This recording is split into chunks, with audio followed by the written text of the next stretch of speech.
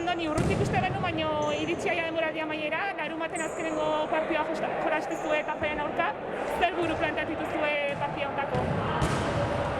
Bueno, zu esan bezala azkeneko partidua, aukerakin iristegea playoffea sartzeko, egia da nahiko zaila dagoela, beste partida batzun emaitzan menpe gaude, baina bueno, guk gure lan nahi bardeu, guk ez balin badago irabazten aukera guztik bukatzen dira, así que, bueno, jotak esan zuen bezala, azkeneko momentu arte borrokatu bardeu, eta nola etxen jolaste deun, eta etxen partida guztik irabaziteun, bueno, beste behin saietuko gea gure lan egiten, eta ea suertea daukagun beste emaitzakin.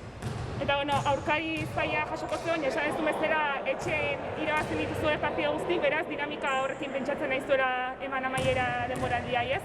Hori da, bueno, Tafalla ligako ekipo hobena dela demostratu du urte guztin zehar, baina baita da egia bereiek ja lortu duela playoffetako txartela eta ez duela ezer jokatzen, eta bueno, guk etxen daukagun dinamika hori jarraitu nahi dugu, eta bueno, intentsitate puntu bat gehiago jarrita, beraiek esatu duen bezala ja klasifikatuta daude, orduan, bueno, partiduan gako bat horren dezake eta gure aukerak egiteko seguru.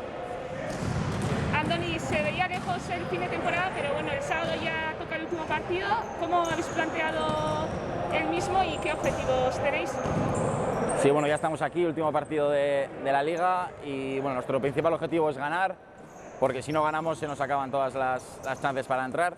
Y bueno, es verdad que dependemos de otros resultados, pero bueno, si nosotros hacemos lo nuestro, pues puede que consigamos el billete.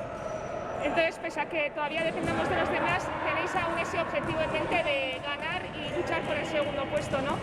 Sí, bueno, ya el objetivo principal de Copa del Rey ya está conseguido desde hace varias semanas, entonces, bueno, como llegamos vivos, pues vamos a intentarlo. Es verdad que está difícil porque dependemos de varios resultados, pero bueno, nosotros vamos a intentar hacer nuestro trabajo. Y pese a que Tafalla sea un rival duro, queréis terminar la temporada, supongo, de la mejor manera posible, ganando en casa y haciendo pleno de victorias en Belavieta. Sí, eso es. Bueno, intentaremos conseguir el objetivo, pero si no lo podemos conseguirlo, pues bueno, por lo menos acabar invictos aquí en Belavieta y acabar la temporada con el mejor sabor de boca posible.